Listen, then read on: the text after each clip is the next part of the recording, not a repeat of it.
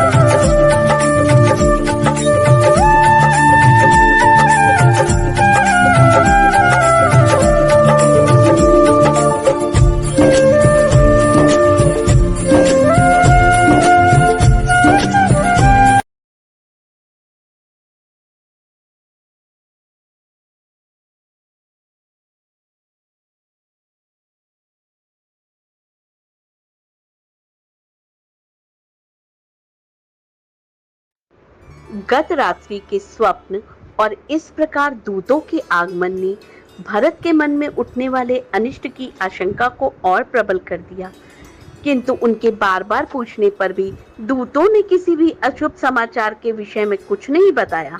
भरत व शत्रुघ्न ने शीघ्रता पूर्वक महाराज कैकेयी से विदा ली और दूतों के साथ अयोध्या की ओर प्रस्थान किया। अनेक नदियां, दुर्गम घाटियों को पार करके भरत अयोध्या की सीमा में प्रविष्ट हुए। वहां का दृश्य देखकर वे बोले, हे दूत, अयोध्या की ये वाटिकाएं जनशून्य क्यों हैं? नगर में प्रतिदिन होने वाले प्रजाजनों का तुमुलनाद क्यों नहीं सुनाई दे रहा है? ऐसा क्यों प्रतीत हो रहा है जैसे आज अयोध्या श्रीहीन हो गई है? क्या यहाँ किसी प्रकार की अवांछनीय घटना घटित हुई है? दूतों ने उनके इन प्रश्नों का कुछ भी उत्तर नहीं दिया। आशंकित भरत राजप्रसाद में पहुंचे। वे सबसे पहले पिता के दर्शन करने के लिए उनके भवन की ओर चले। उन्हें वहां न पाकर वे अपने माता कैकेयी के कक्ष में पहुंचे। उन्हें देखकर मुस्कुराती हुई कैकेयी स्वर्ण के आसन से उठी। भरत ने माता का चरण स्पर्श किया। कैकेयी ने उन्हें हृदय से गले लगाकर आशीर्वाद दिया और अपने माता पिता के कुशल समाचार पूछे। कैकेयी की कुशलता के विषय में जान लेने के पश्चात वह बोली, वत्स, मार्ग में तुम्हें कोई कष्ट तो नहीं हुआ? उनके इस प्रश्न का कुछ भी उत्तर न देकर भरत ने पूछा, माताजी, मैं पिताजी के भवन से यहाँ आ रहा हूँ, वे वहाँ नहीं थे, मुझे बताइए वे कहाँ हैं? तटस्थ भाव से कैकेयी ने कहा, हे पुत्र, तुम्हारे तेजस्वी पिता स्वर्ग सिधार गए। कैकेयी के मुख से इन शब्दों को सुनते ही भरत के हृदय को मर्मांतक आघात लगा। वे बिलक बिलक कर रोने लगे। फिर बोले, अचानक ये कैसे हो गया? हाय, मैं कितना अभागा हूँ कि अंतिम समय में उनके दर्शन भी न कर सका। धन्य है राम लक्ष्मण जिन्होंने अंतिम समय में पिताजी की शुश्रूषा की। पिताजी के बाद अब भैया राम ही मेरे आश्रय और पूज्य हैं। वे कहाँ हैं? माता, क्या अंतिम समय में पिताजी ने मुझे याद किया था? मेरे लिए उन्होंने क्या संदेश दिया है? भरत को सांत्वना देती हुई कैकेयी बोली, बस तुम्हारे पिताजी ने तुम्हारे लिए कुछ भी संदेश नहीं दिया। 5 दिवस और 5 रात्रि तक वे हा राम, हा लक्ष्मण, हा सीता कहकर विलाप करते रहे और विलाप करते करते परलोक सिधार गए। ये सुनकर भरत की पीड़ा और बढ़ गई और वो बोले, क्या पिताजी के अंतिम समय में भैया राम भी नहीं थे? क्या पिताजी को उनके वियोग में प्राण त्यागने पड़े? वे कहाँ चले गए थे? कैकेयी ने मुस्कुराते हुए कहा, तुम्हारा बड़ा भाई राम लक्ष्मण और सीता के साथ वक्कल पहनकर वन को चला गया है। मैं तुम्हें पूरी बात से अवगत कराती हूँ। तुम्हारे पिता ने राम के अभिषेक का निश्चय किया था। राम के अभिषेक की बात सुनकर मैंने महाराज से 2 वर मांग लिए। प्रथम तुम्हारे लिए अयोध्या का राज्य मांगा और दूसरा वर राम के लिए 14 वर्ष का वनवास। राम के साथ सीता और लक्ष्मण स्वयं अपनी इच्छा से चले गए। उनके चले जाने के पश्चात तुम्हारे पिताजी विलाप करते करते मृत्यु को प्राप्त हो गए।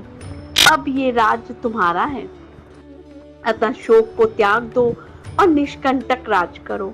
तुम्हारे विरुद्ध विद्रोह करने वाला अब इस नगर में कोई भी नहीं रह गया है। मैंने पूरी व्यवस्था कर रखी है। तुम गुरु वशिष्ठ और मंत्रियों को बुलाओ और अपना राज तिलक करवाओ।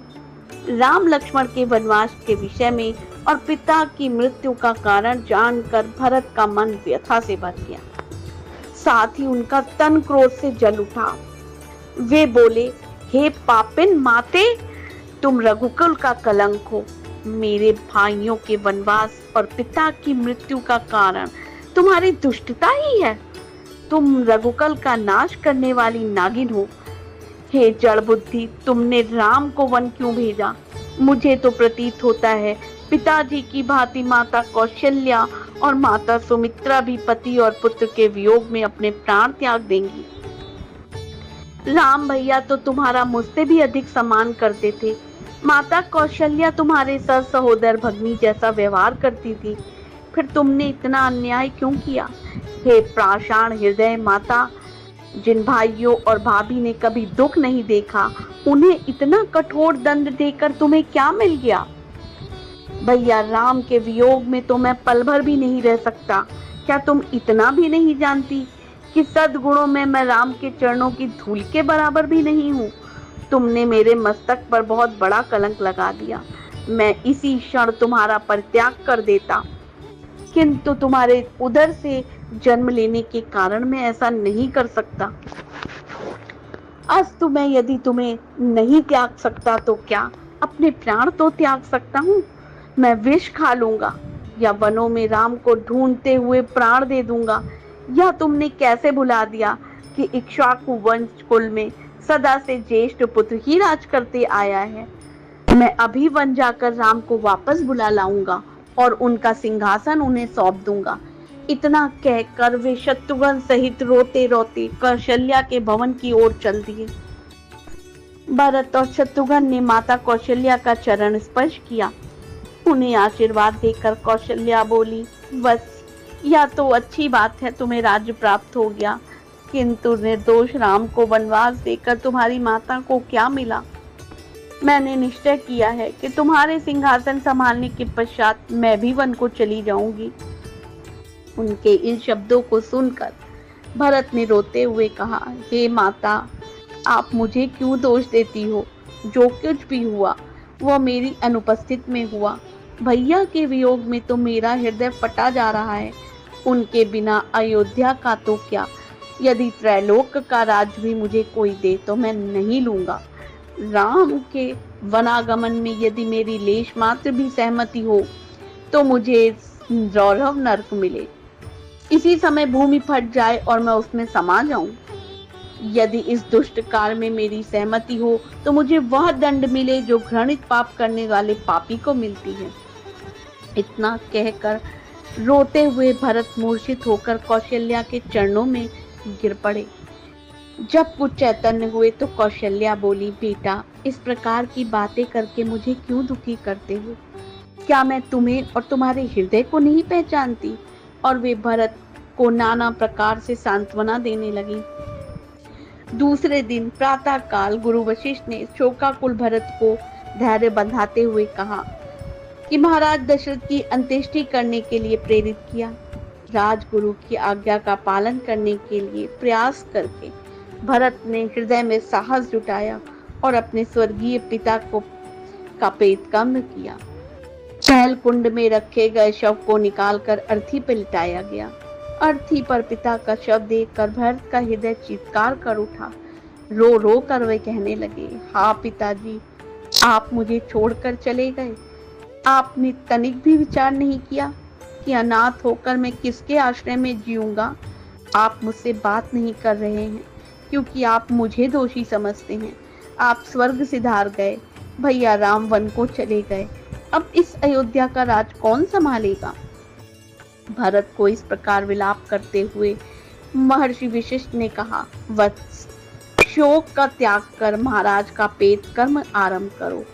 उनका ऐसा आदेश देने पर भरत ने अर्थी को रत्नों से सुसज्जित कर ऋत्विक पुरोहितों तथा आचार्यों के निर्देशानुसार अग्निहोत्र किया।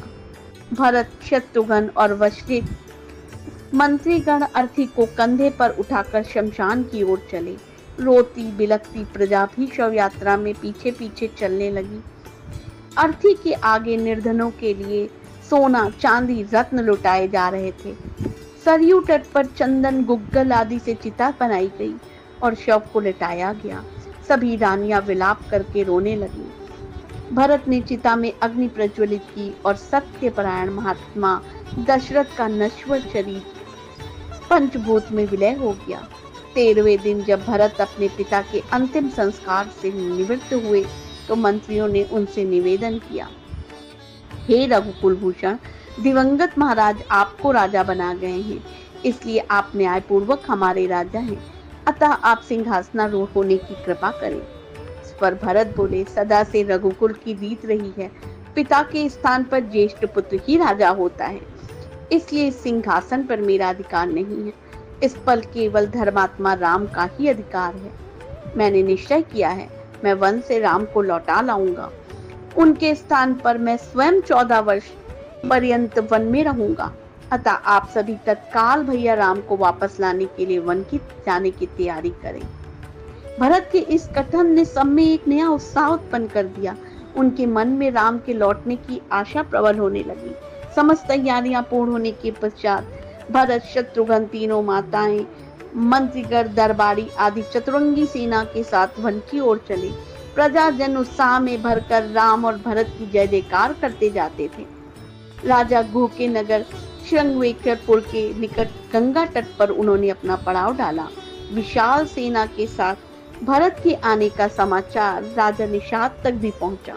उन्होंने कहा, सेनापतियों, आप लोग भली भांति विदित हैं कि रामचंद्र हमारे मित्र हैं। हमें ज्ञात नहीं है कि भरत किस उद्देश्य से सेना लेकर आए हैं, अतः अपनी सेना को तुम लोग सतर्क करके इधर उधर छिपा दो। 500 नावों में 100 अस्त्र शस्त्रधारी सैनिक भी तैयार रहे। यदि भरत राम के पास निष्कपट भाव से जाना चाहें तो जाने दो, अन्यथा उनको मार्ग में ही मृत्यु के मुख में पहुंचा दो। इस प्रकार से सेनापतियों को सावधान करने के पश्चात वे स्वागत की तैयारी से भरत के पास पहुंचे और बोले, हे राघव, बिना किसी पूर्व सूचना के आपके यहाँ पहुंचने के कारण मैं यथोचित सत्कार की व्यवस्था नहीं कर पाया। मैं क्षमा प्रार्थी हूँ। आपसे निवेदन है, रात्रि विश्राम यहीं करें और हमारा रूखा सूखा भोजन स्वीकार करके हमें धन्य करें। गुह के प्रेम व्यक्त वचनों को सुनकर भरत ने कहा, हे निषाद राज, मैं ऋषि भरद्वाज के आश्रम जाना चाहता हूँ, क्योंकि भैया राम वहीं गए हैं। आपकी बड़ी कृपा होगी यदि आप कुछ पथ प्रदर्शक प्रदान करें। निषाद राज बोले, प्रभु आप चिंता ना करें, मैं और मेरे सैनिक आपकी मार्गदर्शन बनेंगे। उनकी बात सुनकर भरत बोले, मैं भैया राम को वन से लौटाकर उनका राज्य सौंपना चाहता हूँ। वे मेरे बड़े भाई और पिता के तुल्य हैं। मेरे इस कार्य में मेरी माताएं और मंत्री भी मेरा साथ दे रहे हैं। भरत के वचन सुनकर गुह को संतोष हुआ। सभी ने रात्रि वहीं विश्राम किया। प्रातःकाल गुहराज की आज्ञा से गंगा के किनारे सैकड़ों नौकाओं का प्रबंध कर दिया गया और उसमें सवार होकर सब गंगा पार उतर गए। वे महर्षि भरद्वाज के आश्रम में पहुंचे। वहां पर उनका सत्कार करने के बाद महामुनि ने भरत से वन में आगमन का कारण पूछा। भरत ने हाथ जोड़कर कहा, महामुनि, मैं अपने भैया राम का दास हूँ। मेरी माता कैकेयी ने जो कुछ किया मैं उसके सर्वथा विरुद्ध हूँ। मैं भैया राम के पास जाकर उनसे क्षमा याचना करना चाहता हूँ। मैं उन्हें वापस अयोध्या ले जाना चाहता हूँ। वे वापस जाकर अपना राज्य संभालें। भरत की बात सुनकर मुनि बोले, भरत, तुम वास्तव में महान हो। मैं तुम्हें आशीर्वाद देता हूँ। तुम तीनों लोकों में यशस्वी हो। आजकल राम, सीता, लक्ष्मण के साथ चित्रकूट में निवास करते हैं। तुम कल प्रातः वहां चले जाना। आज की रात्रि यही विश्राम करो। प्रातः काल जब चित्रकूट जाने के लिए भरत मुनि भरद्वाज से अनुमति लेने पहुंचे तो उन्होंने समझाते हुए कहा, भरत, तुम अपनी माता के प्रति दुराग्रह न रखना। इसमें कोई दोष उनका नहीं है। कैकेयी द्वारा किए गए कार्य में परमात्मा की प्रेरणा है, ताकि वन में असुरों और राक्षसों का राम के हाथों विनाश हो सके। भरत अपनी माताओं और समस्त साथियों के साथ महर्षि से विदा लेकर चले और मंदाकिनी के तट पर पहुंचे। वहां ठहर कर भरत ने मंत्रियों से कहा, प्रतीत होता है भैया की कुटिया यहीं कहीं निकट है। सेना को साथ लेकर आगे जाने से यहाँ बसे हुए आश्रम वासियों की शांति तपस्या में बाधा पड़ेगी। इसलिए आगे मैं सेना के साथ नहीं जाना चाहता। अतः आप गुप्तचरों को भेजकर राम की कुटिया का पता लगवाओ। मंत्रियों की आज्ञा पाकर चतुर गुप्तचर इस कार्य के लिए चल पड़े। तो साथियों, इसी के साथ रामायण का ये 23वां अध्याय यानी कि रामायण का ये 23वां एपिसोड जो कि अब समाप्त हो चुका है। हम उम्मीद करते हैं कि बाकी के एपिसोड की तरह यह एपिसोड भी आपको बेहद पसंद आया होगा। अगर पसंद आया है तो वीडियो को लाइक करें, शेयर करें और चैनल को सब्सक्राइब करें। साथ ही बेल नोटिफिकेशन को ऑल पे प्रेस करना ना भूलें ताकि हमारी सभी वीडियो की नोटिफिकेशन आपको सबसे पहले मिल सके। तो दोस्तों, हमारे दोनों ही कार्यक्रम बड़े अच्छे तरीके से प्रसारित किए जा रहे हैं। हर रविवार को आप सुनते हैं सुबह 11 बजे रामायण, जिसको अंजलि मैडम के द्वारा रिकॉर्ड किया जा रहा है। तो पिछले संडे को हम अपलोड नहीं कर पाए थे, उसके लिए माफ़ी चाहते हैं क्योंकि अंजलि मैडम का स्वास्थ्य अच्छा नहीं था, तो इस वजह से वो हमें रिकॉर्ड करके नहीं भेज पाई, तो हमने उसे अपलोड नहीं किया। तो पिछले संडे के लिए हम आपसे माफ़ी चाहते हैं। और सोमवार से लेकर शनिवार आप सुनते हैं हॉन्टेड कहानी, जिसका समय है रात 10 बजे। तो गाइस, थोड़ा समय मैं आप लोगों का और लेना चाहूँगा। तो हॉन्टेड स्टोरी में कई मतलब 2-3 स्टोरी में हमारे पास कुछ कमेंट आए थे। तो हालांकि कमेंट बॉक्स में हमने उनका रिप्लाई किया है, लेकिन यहाँ पर भी हम रिप्लाई करना चाहेंगे। तो गाइस, कुछ लोगों का कमेंट था कि आप सॉफ्टवेयर की आवाज़ में कहानी अपलोड ना किया करें, इंसानी आवाज़ दिया करें। तो यहाँ पर मैं स्पष्ट कर दूं कि हमारे पास कोई भी व्यक्ति ऐसा नहीं है जो हमको रोज़ कहानी दे सके, यानी कि रोज़ रिकॉर्ड करके कहानी दे सके। और अभी हमारे पास भी अभी इतना समय नहीं है कि हम उसको अपनी आवाज़ दे सके कहानी में, है ना, क्योंकि ये रोज़ सोमवार से शनिवार की बात है ना। तो ऐसा कोई हमें मिल नहीं रहा है कि रोज़ हमको ये स्टोरी रिकॉर्ड करके दे सके, ठीक है।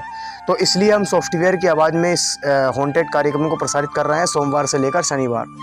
और गाइस, किसी ने कमेंट किया था हॉन्टेड कार्यक्रम पर कि आप ऑडियो टीवी करके कोई चैनल है, आप उसकी कॉपी कर रहे हैं, अपना खुद का कंटेंट बनाएं। तो इस तरीके से किसी ने कमेंट किया था। तो देखिए भाई, मैं आपको स्पष्ट कर दूं कि ये जो हॉन्टेड कार्यक्रम है ये हमारा कोई नया कार्यक्रम नहीं है, बल्कि पुराना कार्यक्रम है। हमें नहीं पता कि आप हमारे चैनल को कब से फॉलो कर रहे हैं, लेकिन हम आपको बता दें कि जब हमारे चैनल की शुरुआत हुई थी तो ये कार्यक्रम हमने स्टार्ट किया था, हॉन्टेड कार्यक्रम, जिसका समय था रात 11 बजे। ये कार्यक्रम रोज़ प्रसारित होता था, हमारे पुराने सब्सक्राइबर्स को पता होगा, है ना। तो उसकी एडिटिंग वगैरह अच्छी नहीं थी, तो हमने इसको उन जितने भी कार्यक्रम पिछले के थे उनको हटा करके अब हमने इस कार्यक्रम की नए सिरे से शुरुआत करी है ना। तो पहले कार्यक्रम में कुछ खास एडिटिंग नहीं थी, तो हमने वो आधे से ही बंद कर दिया क्योंकि हमें समय नहीं मिल पा रहा था। तो ये कार्यक्रम कोई पुराना नहीं है, बल्कि सॉरी, ये कार्यक्रम नया नहीं है, बल्कि पुराना ही कार्यक्रम है। तो हमारा चैनल किसी भी चैनल की कॉपी नहीं कर रहा है, मैं आपको स्पष्ट कर दूं। तो इस तरह के कमेंट करने से पहले एक बार आप लोग चैनल पर विजिट कर लिया करें प्लीज़, है ना।